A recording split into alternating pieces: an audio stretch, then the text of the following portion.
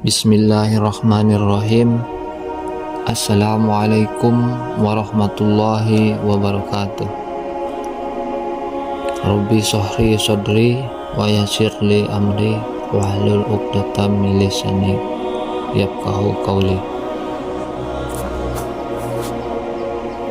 Segala puji syukur senantiasa kita panjatkan kehadirat Allah Subhanahu wa taala yang telah mencurahkan nikmat karunia-Nya kepada makhluknya, baik berupa kesehatan, kesempatan, serta yang terbesar adalah nikmat iman dan Islam. Kali ini kita akan membahas tentang keutamaan tauhid dan bahaya syirik. Salawat serta salam semoga tercurahkan untuk junjungan kita, yaitu baginda Nabi Muhammad SAW beserta keluarganya dan para sahabat serta umat Islam yang senantiasa mengikuti sunnah-sunnah beliau. Sahabat muslim yang beriman, dari channel ini saya mengajak kepada diri sendiri dan juga kepada sahabat-sahabat muslim sekalian agar selalu meningkatkan takwa kita kepada Allah Subhanahu wa taala, takwa dalam arti yang sebenar-benarnya. Dan janganlah kita mati melainkan dalam keadaan Islam. Ketahuilah bahwa bentuk ketakwaan dan ketaatan terbesar yang wajib kita laksanakan adalah tauhid. Mentauhidkan Allah dalam semua ibadah, sebagaimana juga kemaksiatan terbesar yang mesti kita hindari adalah syirik dalam ibadah kepada Allah Subhanahu wa taala.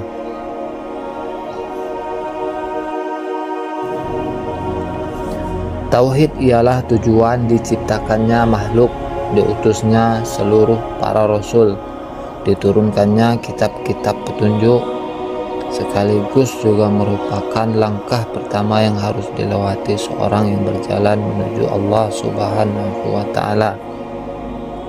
Allah Subhanahu wa taala berfirman, "Tidaklah aku ciptakan jin dan manusia melainkan agar mereka beribadah hanya kepadaku." Quran surat Az-Zariyat ayat 56. Dan juga firman-Nya, "Dan tidaklah kami mengutus seorang rasul pun sebelummu, melainkan kami wahyukan kepadanya bahwa tidak ada yang berhak diibadahi melainkan Aku. Maka beribadahlah kepadaku."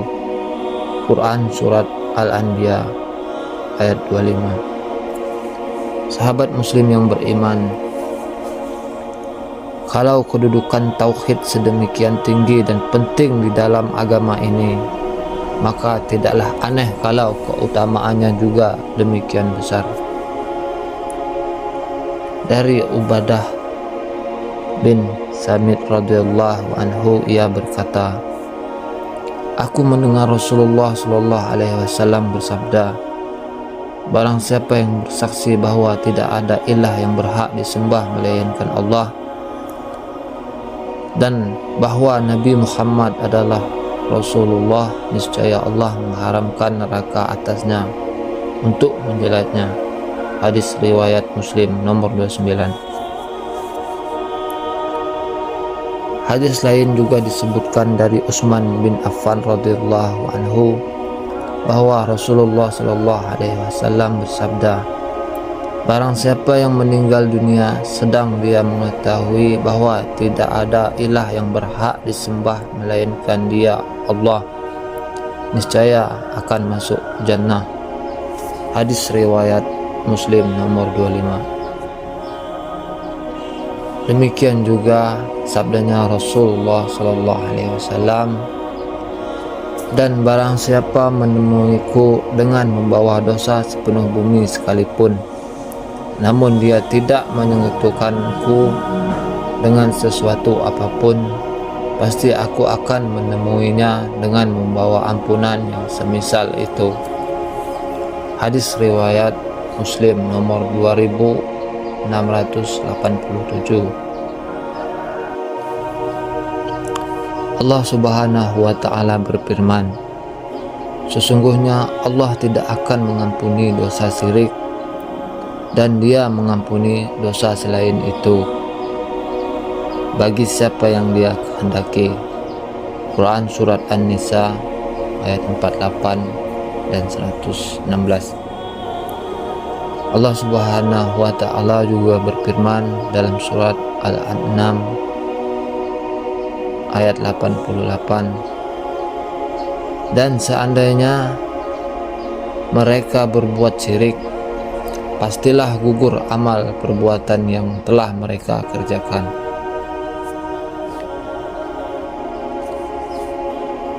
Inilah masalah yang menimpa umat saat ini, kecuali yang Allah Ta'ala rahmati, mereka terjerumus dan larut dalam berbagai bentuk kesyirikan. Pertama, syirkul kubur, yakni kesyirikan-kesyirikan yang terkait dengan kuburan, dengan cara berdoa, membuat sesajen, istighosah, dan sembelihan-sembelihan yang ditunjukkan kepada selain Allah, serta berbagai macam bentuk kekeliruan lainnya. Kedua adalah syirkul dustur, yaitu kesyirikan-kesyirikan yang terkait dengan peraturan dan undang-undang yang tidak bersumber dari syariat Allah Subhanahu wa Ta'ala. Dalam surat Al-Maidah ayat 50, Allah Subhanahu wa Ta'ala berfirman, apakah hukum jahiliyah yang mereka kehendaki, dan siapakah yang lebih baik hukumnya daripada Allah bagi orang-orang yang yakin.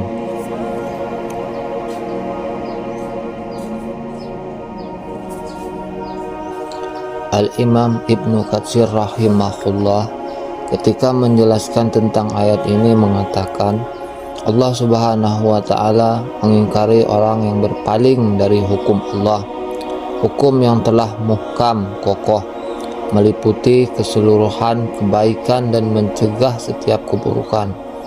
Kemudian orang tersebut justru berpaling kepada yang lain, berupa pandangan-pandangan, hawa nafsu, dan berbagai peristilahan yang dibuat oleh manusia tanpa bersandar kepada syariat Allah. Sebagaimana masyarakat jahiliyah berhukum kepada kesesatan dan kebodohan, hukum yang telah mereka buat berdasarkan pandangan dan hawa nafsu mereka. Sama halnya seperti bangsa Tartar yang berhukum dengan kebijakan-kebijakan kerajaan yang diambil dari keputusan raja mereka, Genghis Khan, raja yang telah menyusun Al-Yasak untuk mereka, yaitu kitab kumpulan hukum yang diramu dari berbagai syariat yang berbeda, termasuk dari Yahudi, Nasrani, dan Islam. Di dalamnya juga terdapat banyak hukum yang semata-mata dia ambil dari pandangan dan hawa nafsunya.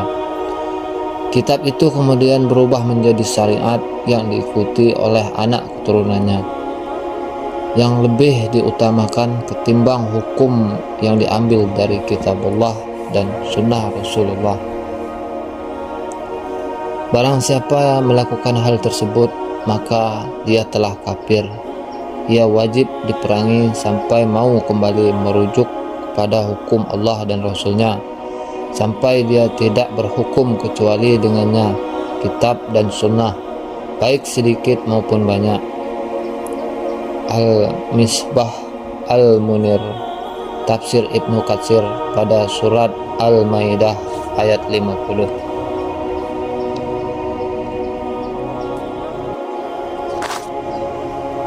Inilah dua bentuk kesyirikan yang banyak menimpa umat saat ini, karena ibadah mereka banyak terjatuh pada kesyirikan, dan di sisi lain mereka juga berada di bawah kekuasaan undang-undang syirik atau undang-undang togut, hukum dan peraturan yang tidak bersumber dari syariat Allah Subhanahu wa Ta'ala. maka merupakan musibah jika seseorang berada dalam kondisi jahil, bodoh terhadap perkara tauhid dan perkara syirik.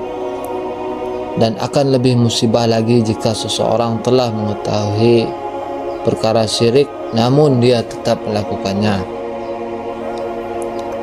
Dengan demikian kita bersemangat untuk menguatkan iman kita serta menuntut ilmu sehingga bisa melaksanakan tauhid yang murni dan menjauhi segala macam bentuk perbuatan syirik. Tatkala kita membicarakan masalah syirik, janganlah kita menganggap bahwa syirik itu hanya ada di kalangan orang-orang Yahudi, Nasrani, Hindu, Buddha, dan yang lainnya. Sedangkan kaum muslimin sendiri dianggap sudah terbebas dari dosa ini. Padahal tidak demikian.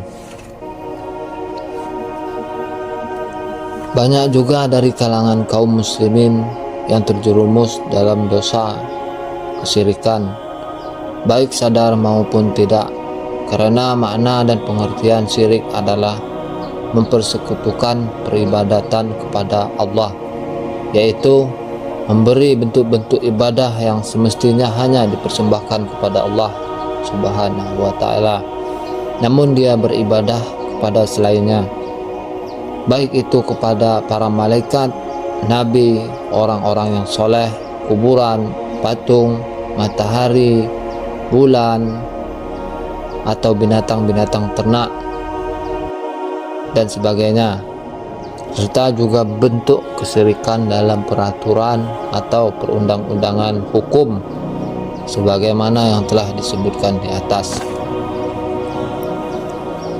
Semoga Allah Ta'ala menjaga kita dari berbagai macam bentuk kesyirikan. Jika ada kesalahan, itu datang dari saya pribadi, dan saya minta maaf atas segala kesalahan ataupun kekeliruan. Kebenaran hanya milik Allah Subhanahu wa ta'ala, dan saya mohon ampun kepada Allah. Mungkin itu saja yang dapat saya sampaikan. Subhana rabbika rabbil izzati amma yasifun. Salam ala mursalin walhamdulillahi rabbil alamin. Saya akhiri, wabillahi taufiq wal hidayah. Assalamualaikum warahmatullahi wabarakatuh.